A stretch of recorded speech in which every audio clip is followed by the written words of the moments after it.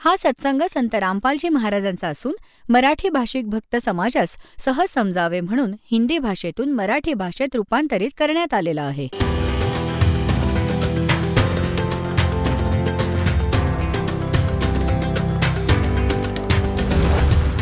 और ज्ञान सब ज्ञानडी कबीर ज्ञान सो ज्ञान और जैसे घोड़ा तोब कायम करता चले मैदान. जगद्गुरु तत्वदर्शी संत रामपालजी महाराजांचे अमृत वचन सर्व पवित्र धर्मांच्या व पवित्र शास्त्रांच्या आधारावर. वर्षा म्हणजे खूपच स्वादिष्ट आनंददायक असते. यांनी तर घोळ घालून ठेवलाय, पूर्ण ज्ञानाचा बट्ट्यावळ करून टाकलाय.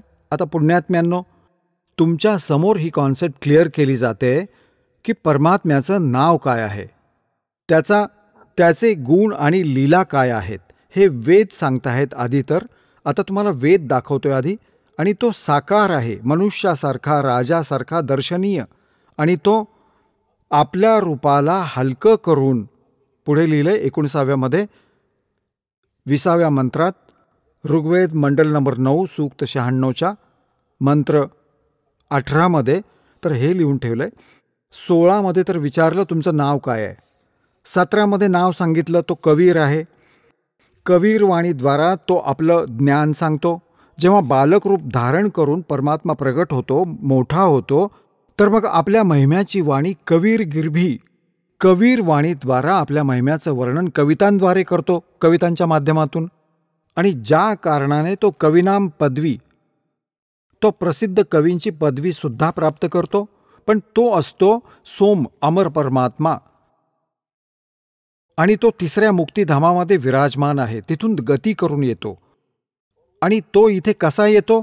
जशी एक व्यक्ती आपला दुसरा पोशाख करून खाली येतो, कुठे जातो, असं आपल्या ओरिजिनल शरीरावर ओव्हरकोट घालून, म्हणजे शरीर हलकं तेजपुंज बनवून, त्या ओरिजिनल, जसा एक बल्ब आहे 100 वॅटचा किंवा ट्यूब आहे 100 वॅटची, 200 वॅटची, आणि त्याच्यावर पॉलिथिन टाकून दिलं जाडसर, तर त्याचा हलका सफेद, त्याचा हलका, त्याच्यापेक्षाही खूप कमी प्रकाश आहे तर जसाच्या तसा आत, पण डोळ्याला वर तो त्रास नाही देत, इतका कमी झाला प्रकाश त्याचा एकदम.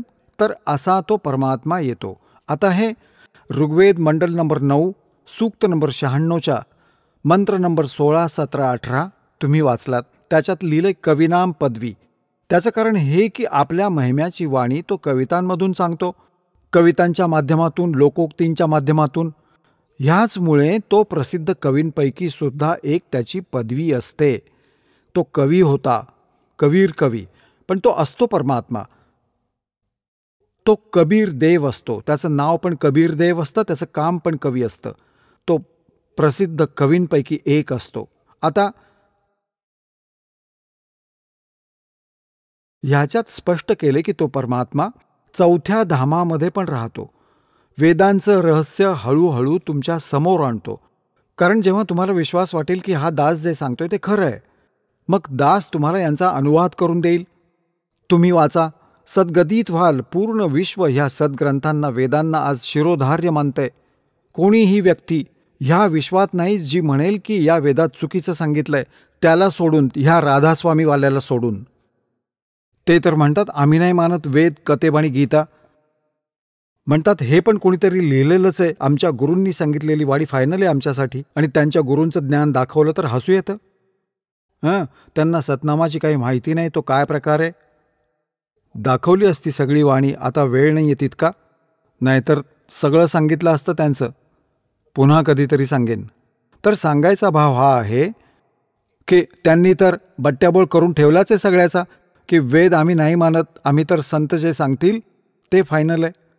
आणि त्यांच्या संतांनी सांगून ठेवलं की सतनाम, कुठे तर सतनाम सांगतायत ते. 2 मिनटं दाखवावे लागेल, नाहीतर गोष्ट अपूर्ण राहील.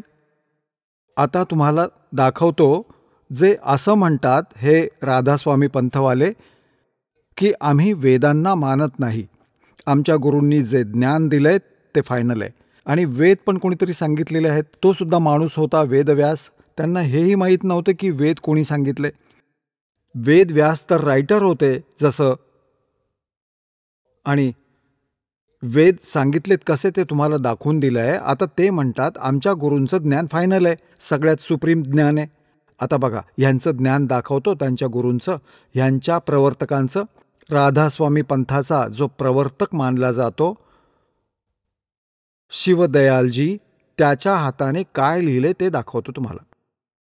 हे बघा, सारवचन राधास्वामी वार्तिक, हजूर स्वामीजी महाराज, राधास्वामी सत्संग ब्यास. ह्याचे प्रकाशक आहेत जगदीश चंद्र सेठी, सेक्रेटरी, राधास्वामी सत्संग ब्यास, डेरा बाबा जयमल सिंह, पंजाब. 16वी आवृत्ती 2003 मध्ये छापलंय. मुद्रक आहेत लक्ष्मी ऑफसेट प्रिंटर्स, दिल्लीहून. हे सारं काही लिहिलंय बघा.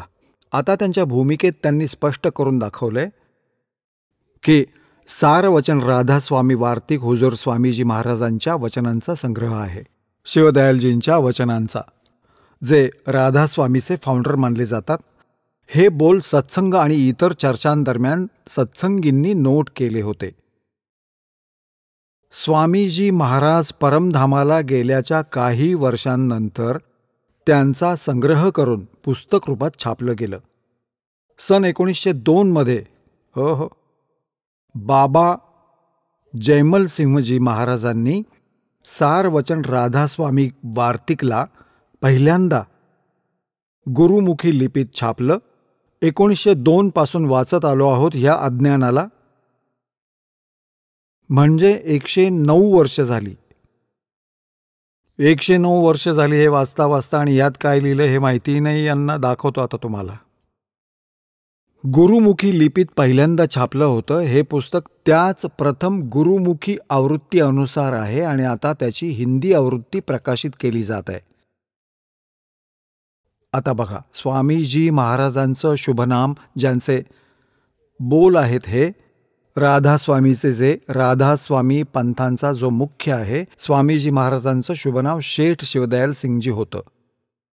त्यांनी 15 ऑगस्ट 1818 मध्ये आग्रा शहरात जन्म घेतला.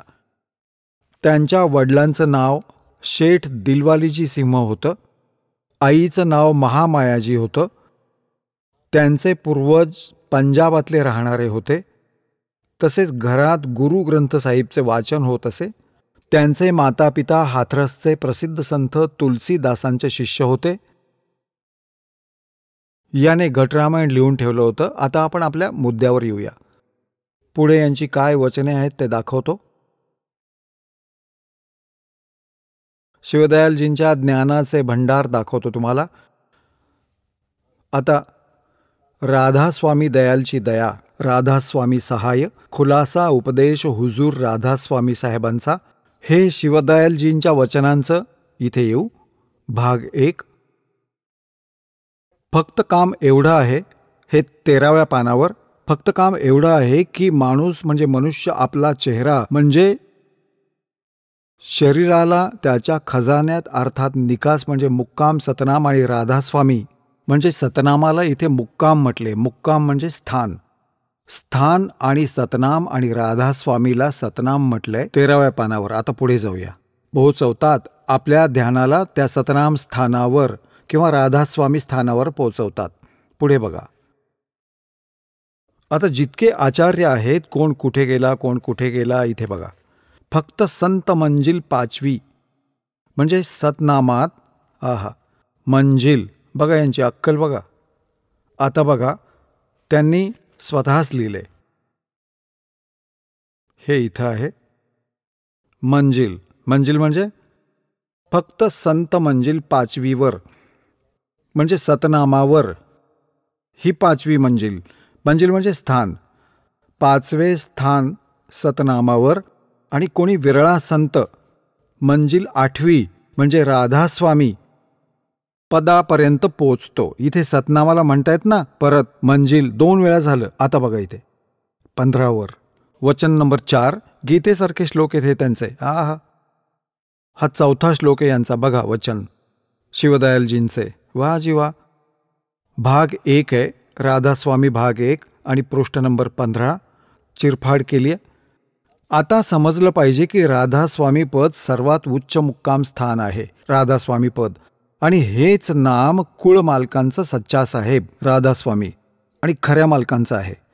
ह्या स्थानापासून राधास्वामी स्थानापासून 2 स्थान खाली सतनामाचा मुक्काम आहे. बघा यांची अक्कल. हे देवा, सतनामाला इथे स्थान म्हणतायत.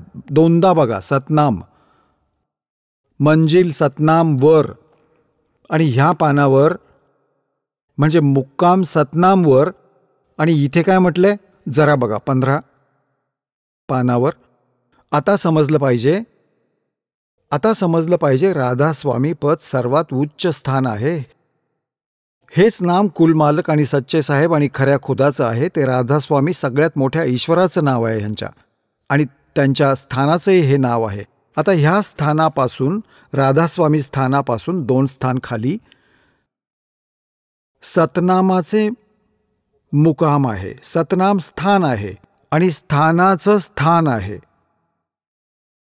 आता मुक्काम म्हणजे पण स्थान, आणि यांच्या दृष्टिकोनातून सतनाम म्हणजे पण स्थान, मुक्काम. मुक्कामाचा मुक्काम समजा सतनामाचा स्थानाचं स्थान आहे. हे तर यांच्या प्रमुखाचे बोल आहेत. पुढे बघा, इथे सतनामाला डिफाईन केलं यांनी की ज्याला संतांनी, ह्या सतनामाला संतांनी सचलोक, सचखंड आणि सार शब्द, सत शब्द आणि सतनाम व सत्पुरुष म्हणून सांगितलंय. ह्या सतनामाला सतलोक पण सतनामाला, सचखंड पण सतनामाला, सार शब्द पण सतनामाला, सत शब्द पण सतनामाला, सतनाम पण सतनामाला आणि सत्पुरुष पण सतनामाला. वा रे राधास्वामी, सांगा काय बाष्कळ बडबडी आहे याचा काही शेंडा बुडखा. आता कोणी म्हणेल की रस्ता, कार, कोणी कार बघितली नसेल आणि कारला डिफाईन करत आहेत. सडक, पेट्रोल तर कुठे पाहिलं ऐकलं असेल, आणि त्याला कोणी विचारलं कार कशाला म्हणतात, पेट्रोल कशाला म्हणतात, रस्ता कशाला म्हणतात, ड्रायव्हर कोण असतो, कसा असतो, आणि शहर कशाला म्हणतात, तो उत्तर असं देतो की पेट्रोल पण कारलाच म्हणतात, रस्ता पण कारलाच म्हणतात, शहर पण कारलाच म्हणतात, आणि ड्रायव्हर पण कारलाच म्हणतात. हे यांच्या कुलप्रमुखांचे बोल आहेत. सगळं सतनामावरच आणून ठेवतात, शेंडा बुडका माहिती नाही.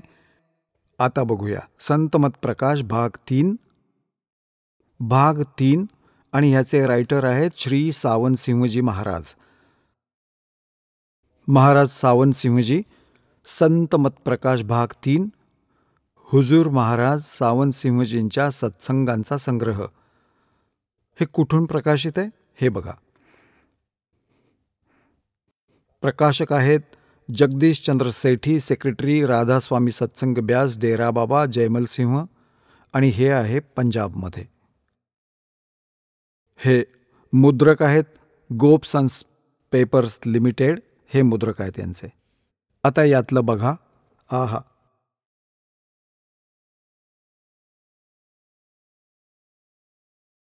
आता दाखवतो तुम्हाला 102 पानावर. हे आहे संतमत प्रकाश भाग 3, 102 पानावर. आहा, कमालीची गोष्ट आहे. तुम्ही बघा, सद्गतीत व्हाल. इथे लिहिलंय की सत्पुरुष सतनाम कहाई, सतलोक निज पाया आई. सचखंड अथवा सतनाम चौथा लोक आहे. बघा, सचखंड वा सतनाम, सचखंड म्हणजे सतलोक, वा सतनाम, सतनाम म्हणा वा सचखंड म्हणा, चौथा लोक आहे. सतनाम चौथा लोक आहे आणि सगळ्यांच्या आतमध्ये आहे. तो सतलोक, तो सतनाम तुझ्या आतमध्ये आहे. जर हा सद्गुरूकडून मार्ग घेऊन मेहनत करून आतला पडदा उघडेल तर सचखंडाला पोहोचू शकतो. तो तुमच्या आतच आहे सचखंड.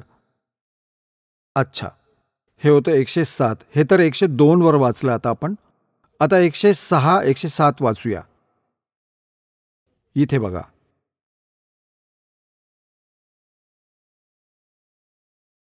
तोच सत्संगी हुजूर जिथे रामनामाचा महिमा होतो.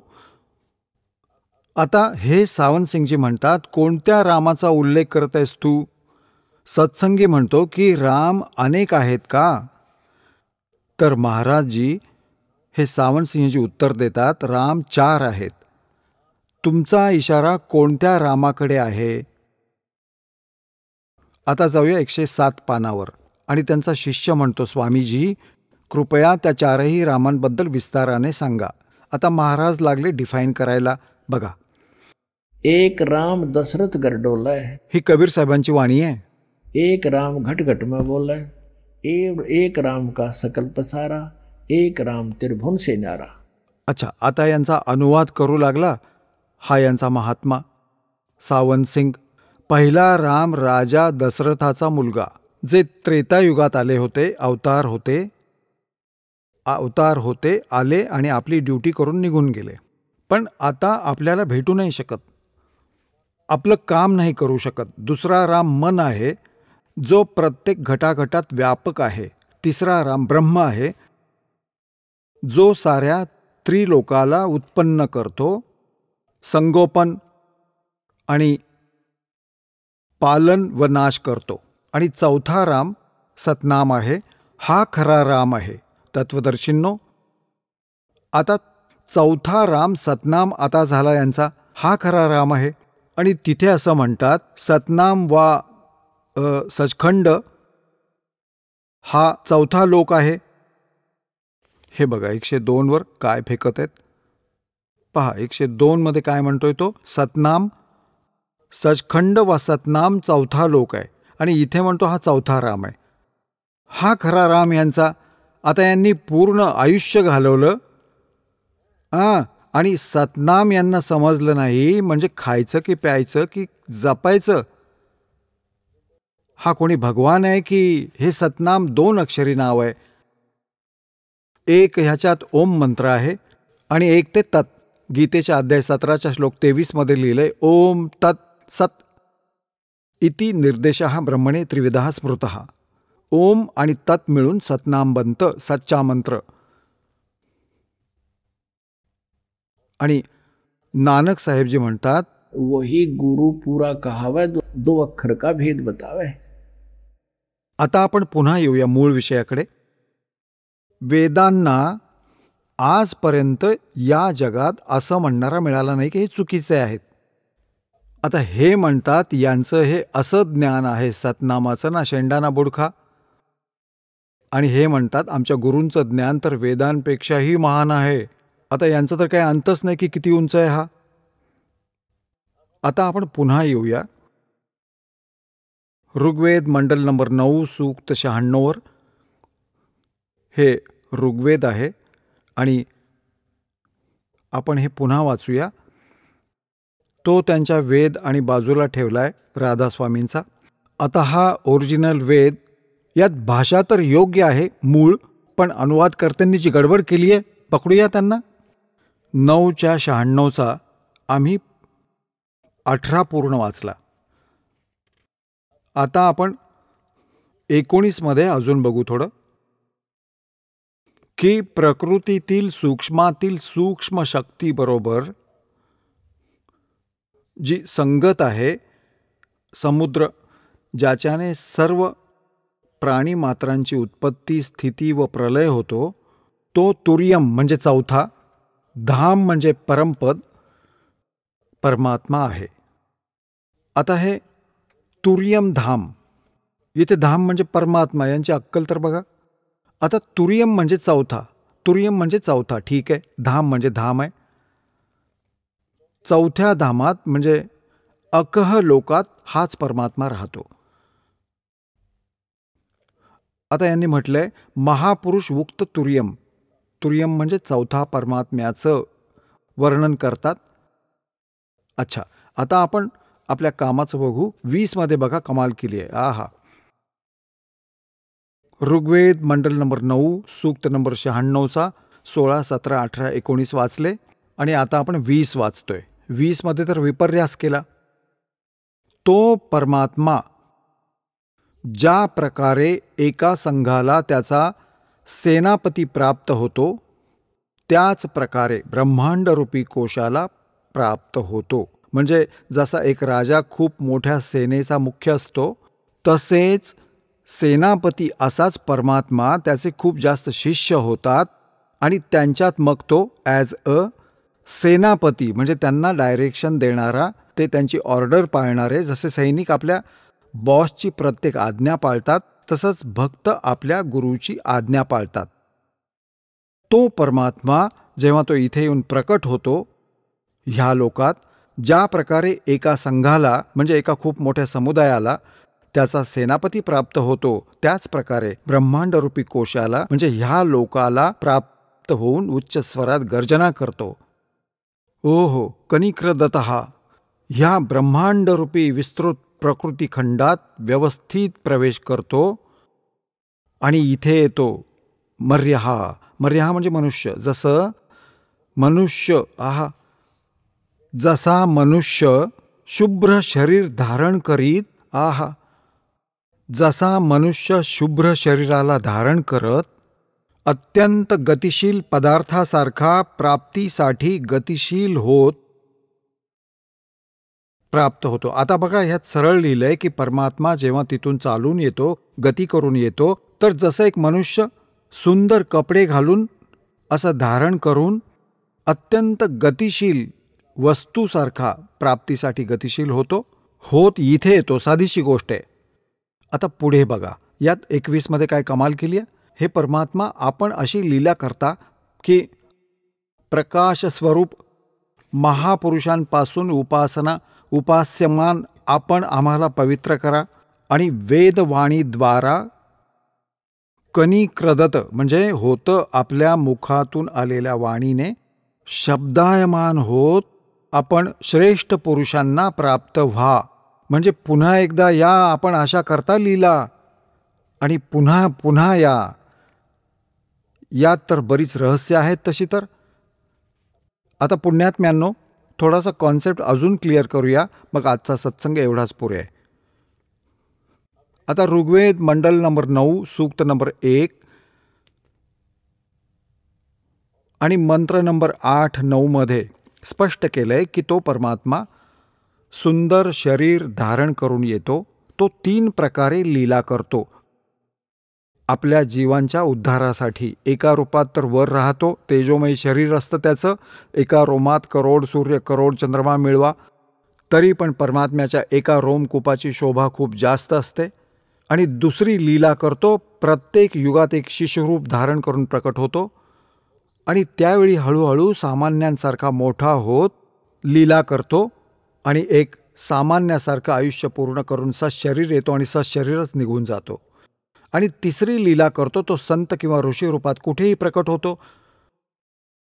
जसं आदरणीय गरीबदास साहेबजींना शेतात जंगलात भेटले, आदरणीय नानक साहेबजींना बेई नदीवर भेटले, आदरणीय मुलुकदास साहेबजींना तिथे त्यांच्या गावात भेटले, आदरणीय दादू साहेबजींना असेच गावाच्या आत बाहेर रस्त्यावर भेटले, आदरणीय घिसादास साहेबजींना असेच संत रूपात भेटले, जिंदा महात्म्याच्या रूपात, आदरणीय धरमदास साहेबजींना भेटले.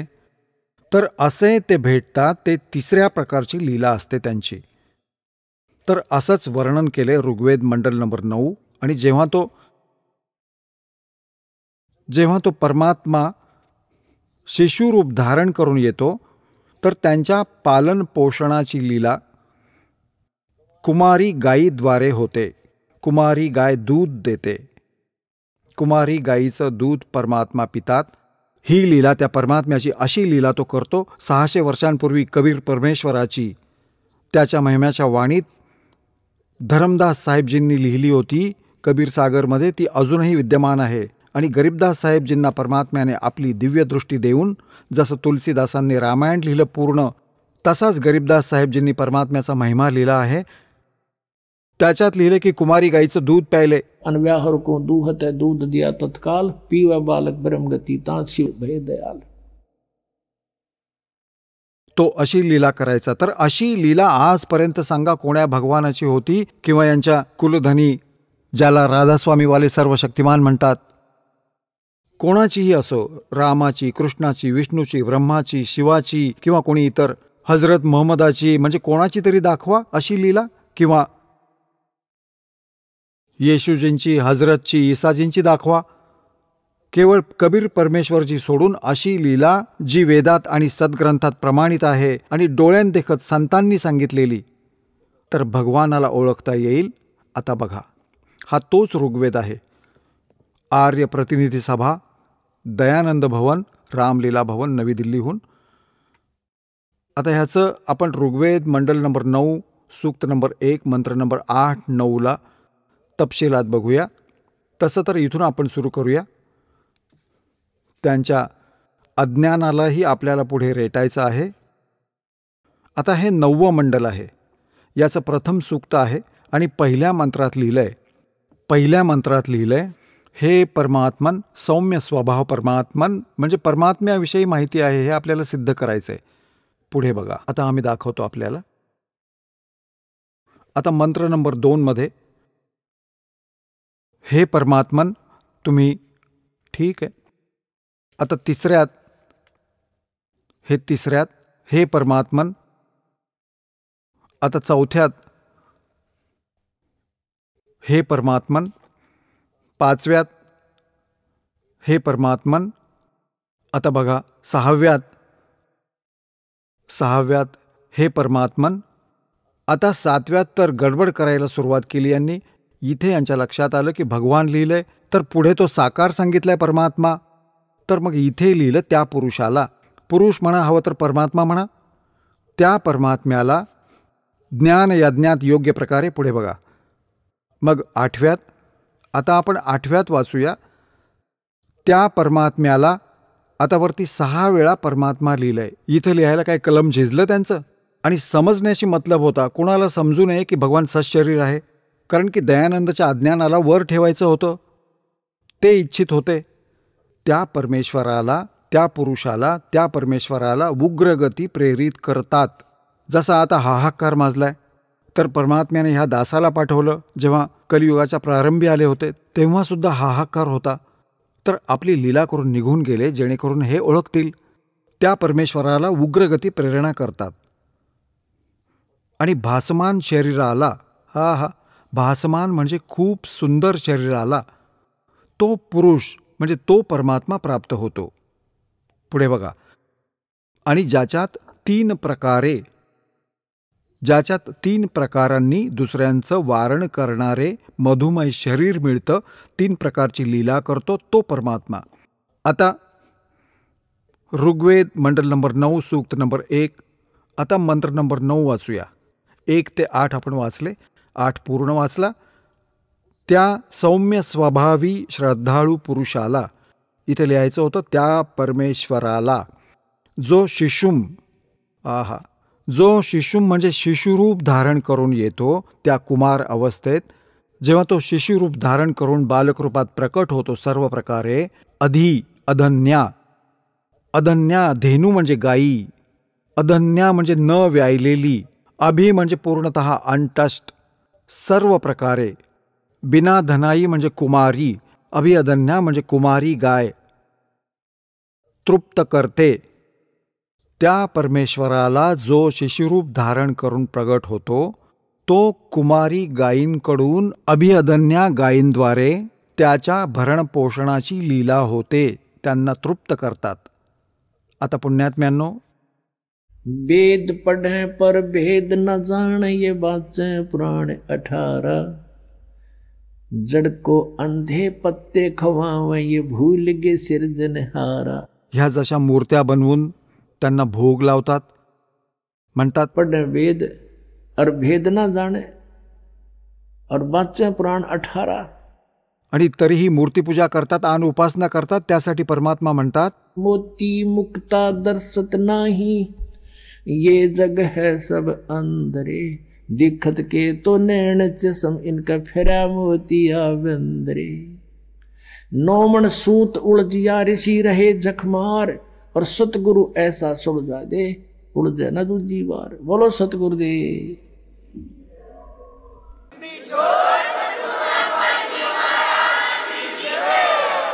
चला आता आपण त्या श्रद्धाळूंचे अनुभव जाणून घेऊया, ज्यांनी जगद्गुरु तत्वदर्शी संत रामपालजी महाराज यांच्याकडून दीक्षा प्राप्त केलेली आहे, तसेच त्यांच्याद्वारे सांगितलेल्या भक्ती मार्गावर चालत आहेत. नमस्कार. नमस्कार सर.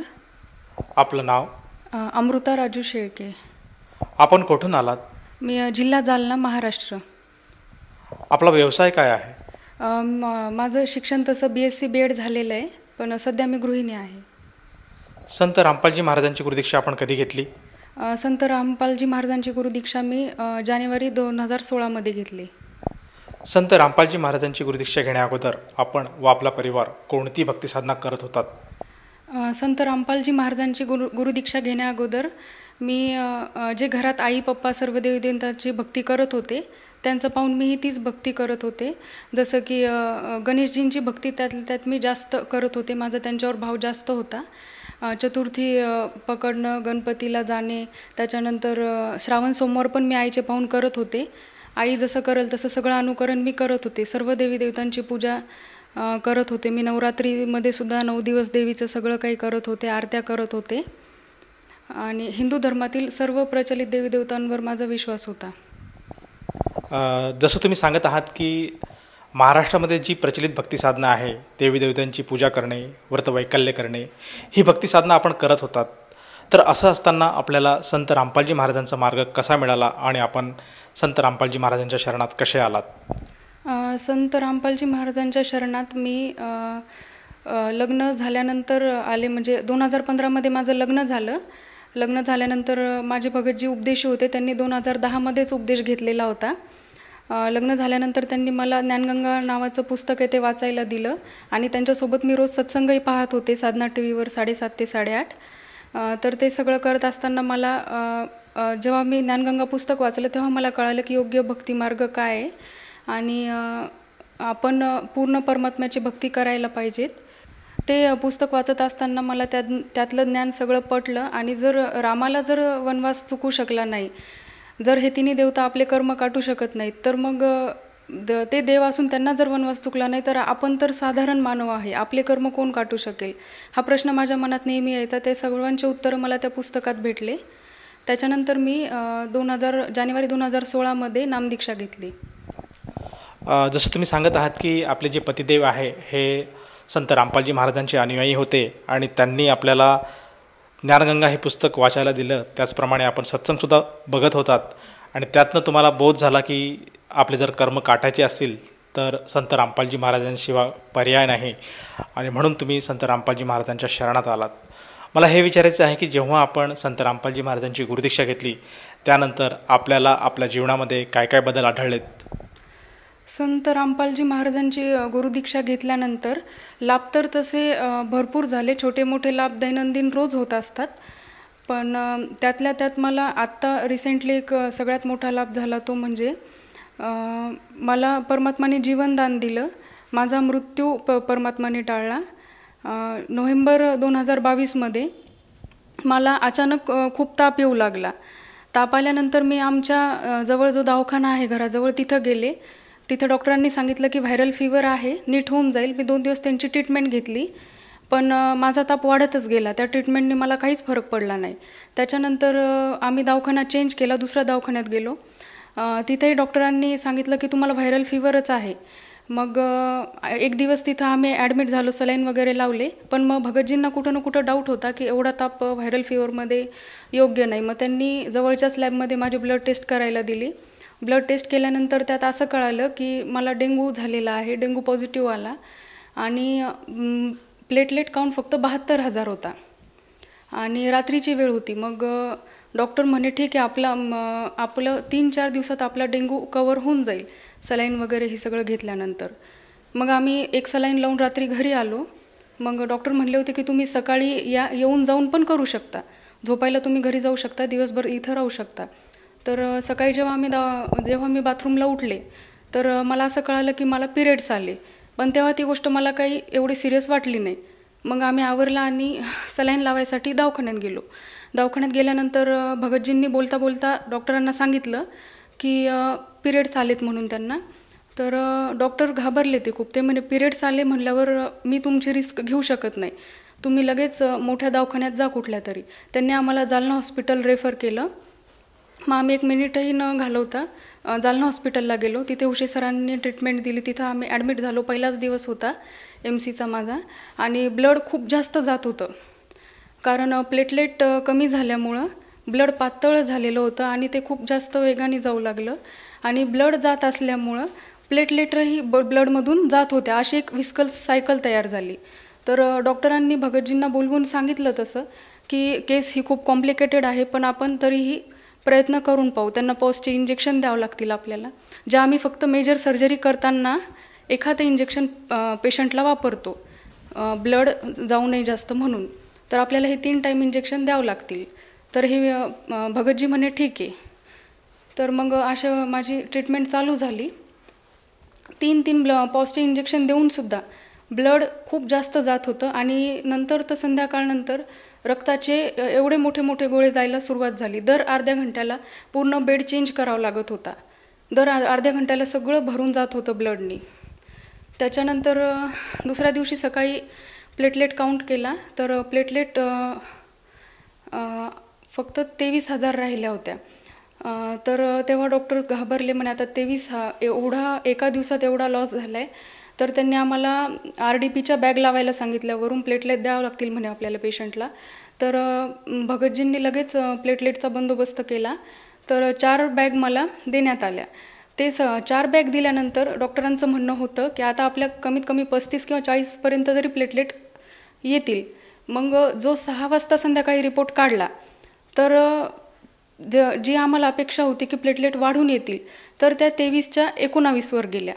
म्हणजे न वाढता कमी झाल्या. परत कमी झाल्यानंतर डॉक्टर्स म्हणे आता करणार काय, आपण वरून जरी प्लेटलेट द्यायलोय पण ब्लड इतकं चाललं की त्या डायरेक्ट ब्लडमधून ड्रेनेज चालूच आहे. तर त्याच्यानंतर दुसऱ्या दिवशी हे सगळं असंच चालू होतं. प्लेटलेट कंटिन्यू कमी होत होत्या.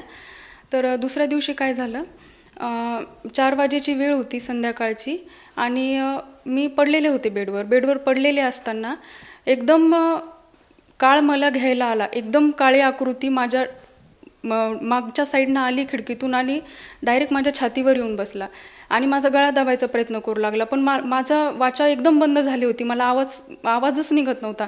हे भगतजी माझ्या बाजूच्या बेडवर झोपलेले होते, पण माझा आवाज त्यांच्यापर्यंत पोहोचतच नव्हता. आणि काळाने खूप प्रयत्न केला माझा गळा दाबण्याचा, पण माझ्या गळ्यात रक्षासूत्र होतं, हातात रक्षासूत्र होतं, त्याच्यामुळे तो कुठं ना कुठं काही करू शकला नाही. मग मी लगेच संत रामपालजी महाराजांनी दिलेल्या सतनामाचा जाप सुरू केला. जसा मी जाप सुरू केला तो एकदम उडून गेला खिडकीतून बाहेर. त्याच्यानंतर मग माझा तोंडातून एकदम आवाज बाहेर निघाला. भगतजींना जाग आली, त्यांनी पाहिलं. मी खूप घाबरलेले होते, पण त्या सिच्युएशनमध्ये मी त्यांना काही सांगूच शकले नाही की झालं आहे काय माझ्यासोबत. आणि लगेच सगळा स्टाफ गोळा झाला. डॉक्टर्सनी पाहिलं, पल्स रेट वगैरे चेक केला. सॅच्युरेशन खूप जास्त कमी झालेलं होतं. त्यांनी लगेच ऑक्सिजन लावला आणि मला काही कळायच्या आत ICUमध्ये मला शिफ्ट केलं. ICUमध्ये शिफ्ट केल्यानंतर तिथे मॉनिटरिंगवर मला ठेवण्यात आलं आणि ते मशीन्स लावण्यासाठी माझं गळ्यातलं रक्षासूत्र काढण्यात आलं. ते काढल्यानंतर रक्षासूत्र फक्त माझ्या हातातच होतं. तर मग डाव्या हातात माझ्या सलाईन होतं, पण ते सलाईनही ऐन त्याच टायमाला आऊट झालं, जे सकाळीच लावलेलं होतं.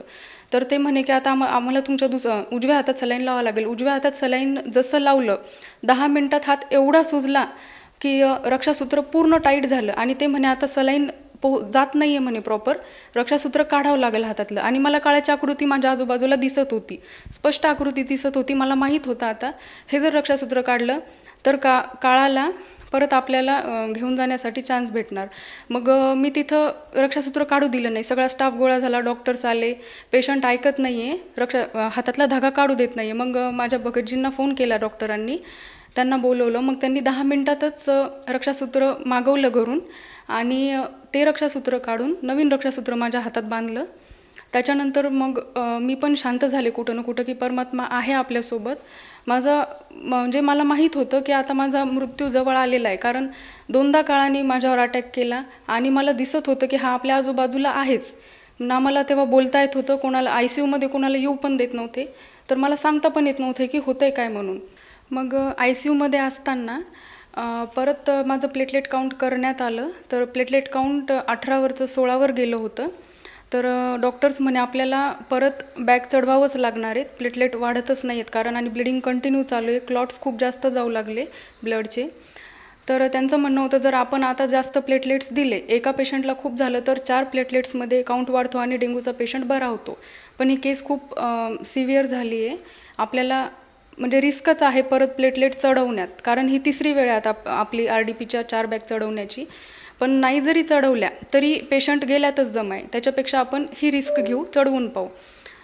कारण जास्त प्लेटलेट चढवल्यावर लिव्हर डॅमेज होतो, फुफ्फुसात पाणी होतं, काहीही होऊ शकतं म्हणे ते. मग त्यांनी सगळ्यांनी असा निर्णय घेतला की आपण प्लेटलेट्सच्या बॅग देऊ. प्लेटलेट्सच्या बॅग दिल्यानंतर सगळ्यांना अपेक्षा होती की आता तरी प्लेटलेट्स वाढून येतील. पण परत परिस्थिती त्याच्यापेक्षा खराब झाली. 16वरच्या परत प्लेटलेट्स काउंट संध्याकाळी केल्यानंतर 12वर आल्या आणि 12वर प्लेटलेट्स आलेल्या होत्या आणि इंटरनल ब्लिडिंग मला चालू झालेली होती. माझ्या पूर्ण शरीरावर मला असं लाल लाल झालेलं होतं, चट्टे आलेले होते रक्ताचे आणि पिरियड्समध्ये ब्लड पण खूप जास्त चालू होतं. इंटरनल ब्लिडिंग चालू झाल्यानंतर मग भगतजी खूप घाबरले. त्यांना कळालं होतं की आता कंडिशन खूप जास्त खराब झालेली आहे. त्यांनी संत रामपालजी महाराजांना अरदास लावली. नामदान केंद्रावर फोन केला की माझ्या पत्नीचं नाव खंड आहे तर म्हणून अरदास लावली. अरदास लावल्यानंतर तिकडून असं उत्तर आलं की तुमच्या ज्या भगतमती आहेत त्यांचं जे नामखंड झालेलं आहे ते मजबुरीत झालेलं आहे. त्यांचं नाम शुद्ध आहे, खंड नाही आहे. तुम्ही त्यांचा पाठ किंवा ज्योत संकल्प करा, परमात्मा दया करेंगे. तर मग परमात्माचा जेव्हा असा फोन आला आणि त्यांनी मला आतमध्ये येऊन सांगितलं की परमात्मा तुझ्यासोबत आहेत, दया करतील, तू घाबरू नको, फक्त मंत्रजाप करत राहा. आणि त्यावेळेला मी कंटिन्यू 24 तास मंत्रजापच करत होते, कारण मला झोपही येत नव्हती तिथं. तर जेव्हा हे उत्तर आलं अरदास, तर त्याच्यानंतर सकाळी जे प्लेटलेट काउंट करण्यासाठी ब्लड दिलं माझं, त्याच्यानंतर जो रिपोर्ट आला त्यामध्ये मग माझ्या प्लेटलेट 16वरून 32वर गेल्या. तर वाढायला सुरुवात झाली होती आणि जे माझं ब्लडचे क्लॉट जात होते ते क्लॉट पण जाणं बंद झालं. क्लॉट जाणं बंद झालं, फक्त थोडं ब्लड चालू होतं. तर परमात्माने दया केली आणि तब्येतीत मग सुधारणा व्हायला सुरुवात झाली माझ्या. तर डॉक्टर्स आले, ते म्हणले की ठीक आहे आता पेशंट रिकवर करते, तर आपण ICUमधून खाली जाऊ शकतो. तर ICUमधनं खाली गेल्यावर मला पोटाचा खूप जास्त त्रास होऊ लागला. तर मग काही सोनोग्राफी करण्यात आली, ECG वगैरे सगळ्या टेस्ट करण्यात आल्या. त्यात असं आढळलं की माझ्या लिव्हरवर सूज आलेली आहे आणि पोटात पाणी झालेलं आहे, कारण डोस इतके हाय गेले होते की तेवढं साईड इफेक्ट होणार आहे डॉक्टरांनी पहिलंच सांगितलं होतं. त्यानंतर त्या रात्री ज्या दिवशी मी ICUमधून खाली आले, संध्याकाळी 7 वाजता आम्ही नॉर्मल रूममध्ये शिफ्ट झालो.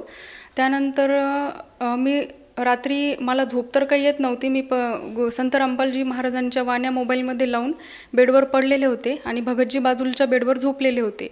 तर सकाळी 3:30-4चा टाईम होता. तर 3:30-4ला एकदम खूप मोठा आवाज झाला. आवाज झाल्यानंतर मी आजूबाजूला पाहिलं तर काळ परत एकदा आला. परत तो आला आणि माझ्या डोक्याभोवती फिरू लागला. तो फिरू लागला, माझा एकदम आवाज बंद झाला. मला काय करावं तेच कळेना. बेडवरून मला उठता येत नव्हतं, सलाईन चालू होते कारण. तर मी आवाज द्यायचा खूप प्रयत्न केला भगतजींना, पण आवाज बाहेर निघतच नव्हता. तर मग आपोआपच संत रामपालजी महाराजांनी प्रेरणा केली आणि माझा सतनामाचा जाप आपोआप चालू झाला. जसा जाप चालू झाला, काळ एकदम तिथून एक चक्कर पूर्ण माझ्या डोक्यावर मारून झटक्याने निघून गेला. जसा तो निघून गेला तेव्हा मग मी थोडीशी बेडवरून हलले. माझी दातखीळ बसल्यासारखी झाली. माझं उघडतच नव्हतं तोंड बिलकुल. मग मी सलाईनचं जे हातात असतं आपल्या ते टोपण बेडला वाजवलं, तेव्हा भगतजींना जाग आली. ते उठले, त्यांनी मला पाहिलं तशा कंडिशनमध्ये. मग थोडंसं पाणी वगैरे पिलं, शांत झाली. मग मी त्यांना सगळं सांगितलं की असं असं झालं होतं म्हणून. तर बोलता बोलता एक गोष्ट माझी सांगायची राहून गेली. जेव्हा मला इंटरनल ब्लिडिंग चालू होती, खूप जास्त झाली होती, तेव्हा मला पाणी पाजायसाठी भगतजींनी माझ्या मानेखालून हात घातला मला उचलायसाठी. जसा त्यांनी हात घातला तर पूर्ण स्किन एकदम पातळ झालेली होती आणि त्यांच्या हाताचा ठसा पूर्ण माझ्या मानेवर उमटला आणि पूर्ण रक्त दिसू लागलं. तेव्हा ते खूप घाबरले होते की डॉक्टरांनी सांगितलं होतं आता काही होऊ शकतं, त्यांच्या नाका तोंडातून सगळीकडून रक्त येऊ शकतं, उलट्या पण रक्ताच्या होऊ शकत्या. पण तसं काही झालं नाही. परमात्माच्या संत रामपालजी महाराजांच्या दयेनं 12,000 प्लेटलेट राहूनसुद्धा मला रक्ताच्या उलट्या वगैरे काहीच झालं नाही. आणि त्याच्यानंतर माझी संत रामपालजी महाराजांचा आदेश आल्यानंतर रिकव्हरी व्हायला सुरुवात झाली. त्यानंतर आम्ही ते लिव्हरमध्ये सूज वगैरे आलेली होती, पोटात पाणी होतं, त्याच्यासाठी परत डॉक्टर म्हणे की तुम्हाला 3 दिवस आम्ही सुट्टी देऊ शकत नाही. तर त्यासाठीही मग आम्ही फोन केला, आश्रम लावला. तर तिकडून संत रामपालजी महाराजांचा आदेश आला की गुरुजी दया करेंगे, ट्रीटमेंट चालू रखो आप. तर आम्ही 2 दिवसातच सुट्टी घेतली आणि घरी गेलो. घरी गेल्यानंतर डॉक्टरांनी मेडिसिन वगैरे दिले आणि त्याच्यावर 2 महिन्यात मग माझी सगळी रिकव्हरी झाली. तर जेव्हा आम्ही घरी गेलो त्याच्यानंतर 2 महिने तर पप्पांनी मला काहीच सांगितलं नाही माझ्या. पण त्याच्यानंतर जेव्हा मी पूर्ण बरी झाले तेव्हा पप्पांनी सांगितलं की बेटा, जेव्हा तुमच्या लग्न करायचं होतं आणि मी आमच्या घरचे तर सगळे बघत होते, ते ह्या गोष्टीला मानत नव्हते, पण माझ्या पप्पांच्या तिकडं ह्या गोष्टी मानतात. त्यांनी पत्रिका पाहिली होती. त्या पत्रिकेत असं होतं की आमचं लग्न झाल्यानंतर आमचा योग हा फक्त 7 वर्षाचा आहे सोबत राहण्याचा. 7 वर्षानंतर आमचा सोबत राहण्याचा योगच नव्हता. आणि जेव्हा मी दवाखान्यात होते तर 26 नोव्हेंबर रोजी मला ICUमध्ये शिफ्ट केलं होतं. त्या दिवशी आमच्या लग्नाचा 7वा वाढदिवस होता. 7 वर्ष आमच्या लग्नाला पूर्ण झालेले होते. पण संत रामपालजी महाराजांच्या भक्तीत आल्यामुळं माझा हा मृत्यू टळला. संत रामपालजी महाराजांनी माझ्यावरचं हे मोठं संकट टाळलं आणि मला नवीन जीवनदान दिलं. इथे ही गोष्ट सिद्ध होते की बाकी सर्व संत असं सांगतात की बाबा तुम्हाला तुमचे कर्म हे काटावंच लागणार, कर्म भोगल्यानंतरच तुम्ही इथून जाऊ शकता. पण माझ्या बाबतीत हे खोटं ठरलं, कारण मी संत रामपालजी महाराज यांच्या शरणमध्ये होते आणि माझ्या नशिबात हे जे कर्म होते, माझा मृत्यू लिहिलेला होता, तो संत रामपालजी महाराजांनी टाळला. हे या सद्भक्तीमुळं फक्त शक्य झालं. जर मी त्यांच्या शरणमध्ये नसते तर कदाचित मी आज इथे जिवंतही नसते, तुमच्या समोरही नसते. पण हे फक्त संत रामपालजी महाराजांनी हे प्रूफ करून दाखवलं की सद्भक्तीमुळे आपले कर्म काटू शकतो आपण आणि मोक्ष प्राप्त करू शकतो. ताई, जेव्हा आपण सांगितलं होतं की आपल्याला डेंग्यू झाला होता आणि आपले बरेचसे प्रकार त्यावेळेस ट्रीटमेंट करण्यात आली, तर मला हे विचारायचं की आपण जेव्हा डेंग्यू आपल्याला झाला होता त्यावेळेस जेव्हा आपण दवाखान्यात ॲडमिट झाल्या होतात, त्यानंतर ज्या काही आपल्या चाचण्या केल्या गेल्या, ज्या काही आपले रिपोर्ट्स केले गेल्यात, तर ते आमचे दर्शक आज पाहू इच्छितात, तर ते आपण दाखवू शकाल का? हो, मी रिपोर्ट्स आणलेले आहेत सोबत. ही फाईल आहे पूर्ण माझी जालना हॉस्पिटलची. ही टेस्ट आहे, डेंग्यू पॉझिटिव्ह आला होता. त्यानंतर हे प्लेटलेट काउंट सुरुवातीला 73,000 प्लेटलेट्स राहिले होते माझे आणि त्याच्यानंतर जो प्लेटलेट काउंट केला गेला सगळ्यात कमी तो 12,000पर्यंत प्लेटलेट्स आले होते. ताई, आता आपण जे काही वर्णन केलं त्यातून ही गोष्ट प्रामुख्याने लक्षात येते की आजच्या दिवसाला, आजच्या युगामध्ये संत रामपालजी महाराज हे एकमेव असे संत आहेत की जे साधकाचे कर्म काटू शकतात. साधकाला जे आयुष्य जर त्याचं संपत असेल, त्याचे श्वास जर संपत असतील, तर ते सुद्धा त्यांच्या कोट्यातून ते आज वाढवू शकतात. आणि हे तुमच्या केसमध्ये आज अगदी स्पष्टपणे आज दर्शकांना ते अनुभवायला मिळालेलं आहे. धन्य तुमचे संत रामपालजी महाराज आणि धन्य त्यांचे भगत. ज्याप्रमाणे आपण या ठिकाणी आपण वर्णन केलं की संत रामपालजी महाराजांनी आपल्याला जीवनदान दिलं, आपले श्वास वाढवले, तर ह्या व्यतिरिक्त सुद्धा आपल्याला आपल्या जीवनामध्ये या सद्भक्तीमुळे आणखीन काही लाभ किंवा आणखीन काही अनुभव आले आहेत का? हो, अनुभव तसे तर छोटे मोठे भरपूर येत राहतात. दैनंदिन जीवनात रोज संत रामपालजी महाराजात काही ना काही अनुभव देतच असतात.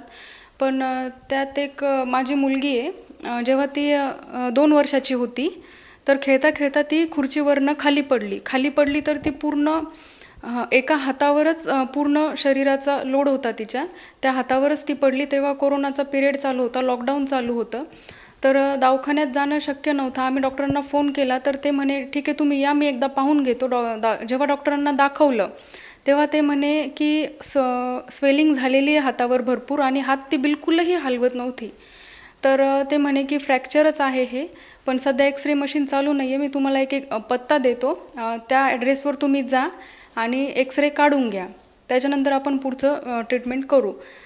मग आम्ही दवाखान्यातून घरी आलो आणि डॉक्टरांनी पेन किलर दिलेलं होतं. ते पेन किलर औषध तिला दिलं आणि ते म्हटले होते जर झोप नाही आली तिला तर एक झोपेचं औषध देऊन टाका. तिला झोपेचं औषध दिलं आणि झोपी घातलं. तर ती पूर्ण असा हात ठेवूनच झोपलेली होती. झोपलेली असताना रात्री 4चा टाईम होता. 4 वाजता ती अचानक उठली आणि 2 वर्षाची होती. तर ती संत रामपालजी महाराजांना जे जे असं म्हणायची. तर एकदम उठली आणि मला उठवलं, मम्मी उठ उठ म्हणून, आणि म्हणे मम्मी मला जे जे दे. संत रामपालजी महाराज एक चरणामृत देतात, त्याला पण ती जे जे म्हणती.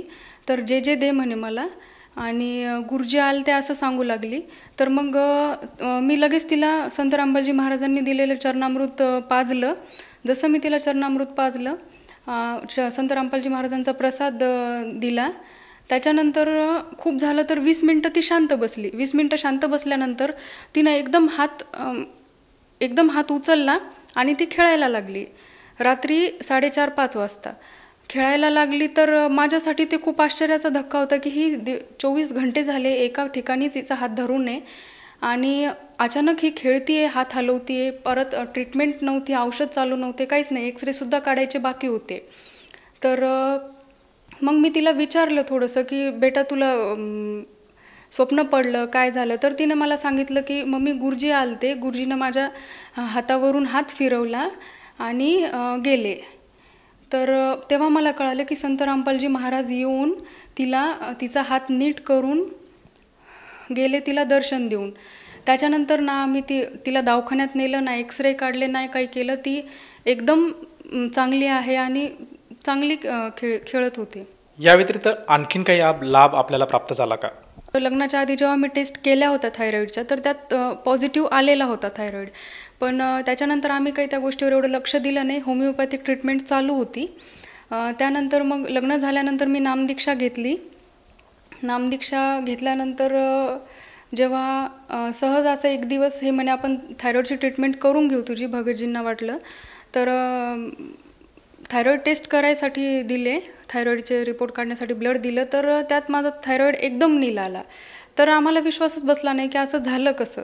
त्याच्यानंतर 2 महिन्याने आम्ही परत होमिओपॅथिक जे मेडिसिन चालू होते ते सगळे बंद केले.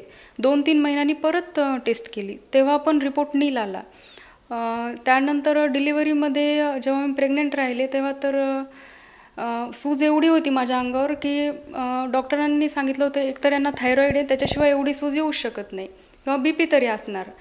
तर थायरॉईडचे टेस्ट तेव्हा पण माझ्या नीलच आल्या. त्यानंतर जेव्हा डिलिव्हरीचा टाईम माझा जवळ आला तर BP माझा म्हणजे इतकी जास्त सूज होती अंगावर की डॉक्टरांना विश्वास बसत नव्हता की ह्या पेशंटला एवढी सूज आहे आणि तरीही BP नॉर्मल कसा. त्यांनी 1-2 वेगवेगळे मशीन आणून चेक केलं. त्यानंतर ते म्हणे की तुम्ही एकदा त्यांनी आम्हाला दुसऱ्या दवाखान्यात रेफर केलं, तिथे एकदा चेक करून या म्हणे. तिथंही आम्ही चेक करून आलो, पण माझा BP नॉर्मलच होता.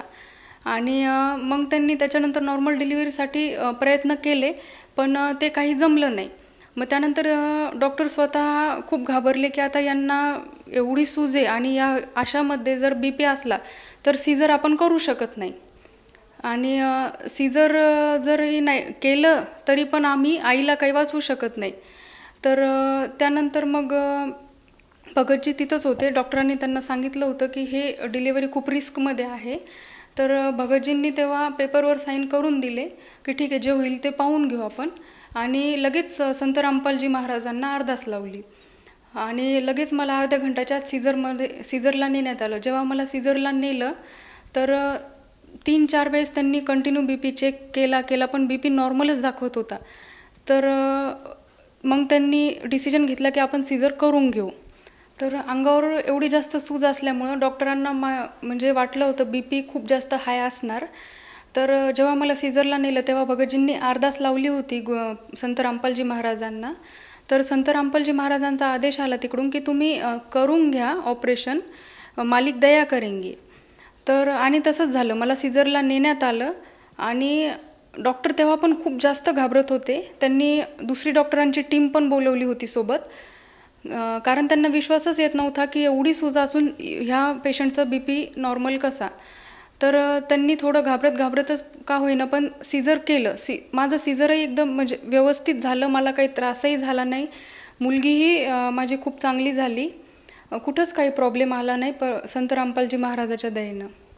ताई, जसं आपण सांगत आहात की संत रामपालजी महाराजांच्या सद्भक्तीत आल्यानंतर आपल्याला जे येणारे संकट आहेत हे टळल्या गेलेत, त्याचप्रमाणे आपल्याला जे काही शारीरिक व्याधी होती, जो काही आपल्याला मृत्यूचा योग झाला होता, त्यातूनसुद्धा आपण सुखरूपपणे बाहेर आलात. तर आपल्या ह्या अशा अनुभवातून आपण आज आपल्यासारख्या जे आपल्या भगिनी आहेत, त्याचप्रमाणे जी काही आपले मैत्रिणी आहेत, त्याचप्रमाणे जे आपले आप्तेष्ट नातलग आणि TV चॅनलच्या माध्यमातून जो काही श्रद्धाळू वर्ग आज आपला हा इंटरव्ह्यू, हा मुलाखतचा कार्यक्रम बघत आहेत, या सर्वांना उद्देशून आपण काय संदेश द्याल? माझ्या सर्व भावंडांना मी विनंती करते की आपण जी भक्ती करत आहोत तिन्ही देवतांची, ही भक्ती आपल्यासाठी पूर्ण नाही आहे. ह्या भक्तीत राहून आपण आपले कर्म काटू शकत नाही आणि जे सुख आपल्याला आज इथं पाहिजे ते सुखही आपल्याला पूर्णपणे भेटू शकत नाही. आणि संत रामपालजी महाराज जी भक्ती देतात ती सर्व आपले धर्मग्रंथ पडताळून खोलून दाखवतात सगळं, आणि विथ प्रूफ असते सगळं काही. त्या प्रत्येक गोष्टीचे त्यांच्याकडं प्रूफ आहे आणि ते फोडून सत्संगमध्ये सगळं सांगतात. ही भक्ती, हा भक्ती मार्ग संत रामपालजी महाराजांनी सांगितलेला हा मोक्षाचा मार्ग आहे. आपला मेन उद्देश तर हा लाभ तर आपल्याला भेटत राहतात, पण मेन उद्देश आपला हा आहे की आपल्याला मेल्यानंतर कुठं जायचं आहे, मेल्यानंतर आपण कुठं जाणार, ह्या प्रश्नांची उत्तरं संत रामपालजी महाराजांकडे आपल्याला भेटतील. संत रामपालजी महाराजच आपले हे पूर्ण परमात्म्याची भक्ती केल्यानंतरच आपले हे कर्म कटू शकतात आणि योग्य भक्ती साधना करून आपण मोक्ष प्राप्त करू शकतो. तरी मी सर्वांना ही विनंती करते की एकदा तरी संत रामपालजी महाराजांचा मार्ग स्वीकार करून पहा, या मार्गात येऊन पहा. सत्संग ऐकल्यानंतर, पुस्तक वाचल्यानंतर तुम्हाला कळेल की योग्य भक्ती साधना काय आहे, आपण भक्ती कशा प्रकारे केली पाहिजे.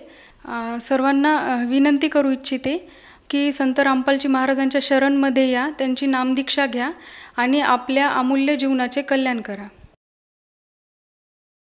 ताई, जसं आज तुम्ही सर्वांना साथ घालत आहात की मानव समाजाने कमीत कमी एकदा तरी संत रामपालजी महाराजांचं ज्ञान ऐकायला हवं, ते काय सांगतायत त्याच्याकडे विचार करायला पाहिजे आणि आपलं त्यांच्याकडे जाऊन त्यांचा अनुग्रह घेऊन आपल्या जीवनाचं कल्याण करायला हवं. तर ह्या भावनेने एखादा साधक जर संत रामपालजी महाराजांच्या चरणी येऊ पाहत असेल तर ती व्यक्ती किंवा तो साधक संत रामपालजी महाराजांची नामदीक्षा कशी घेऊ शकेल? संत रामपालजी महाराज यांची नामदीक्षा घेण्यासाठी विविध चॅनलवर संत रामपालजी महाराज यांचे सत्संग चालू असतात. सत्संग चालू असताना खाली एक पिवळी पट्टी चालू असते, त्यात आश्रमचे फोन नंबर दिलेले आहेत. त्यापैकी एखाद्या नंबरवर कॉल करून तुम्ही आपल्या जवळच्या नामदान सेंटरचा पत्ता काढू शकता, विचारू शकता आणि तिथे जाऊन निशुल्क नामदीक्षा घेऊ शकता. धन्यवाद सतसाहेब.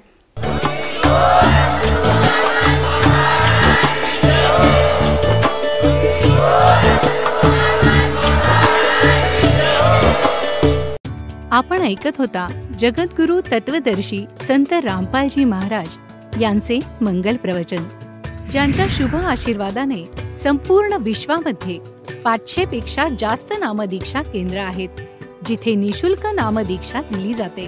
निशुल्क नामदीक्षा प्राप्त करण्यासाठी आणि अधिक माहितीसाठी संपर्क करा 7030303951 7030303952.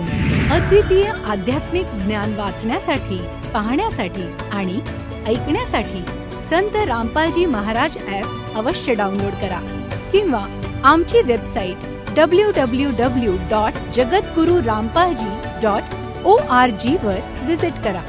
आम्हाला सोशल मीडियावर फॉलो करा. सर्व पवित्र धर्मांच्या पवित्र शास्त्रांवर आधारित प्रमाणित अनमोल पुस्तक ज्ञानगंगा किंवा जगण्याचा मार्ग यापैकी कोणतेही एक पुस्तक निशुल्क मागवण्यासाठी आपण आम्हाला आपले पूर्ण नाव, पूर्ण पत्ता, पिनकोड आणि फोन नंबरसह लिहून 7030303951 किंवा 7030303952 या नंबरवर SMS करू शकता किंवा 7030303950 या नंबरवर व्हॉट्सअप देखील करू शकता.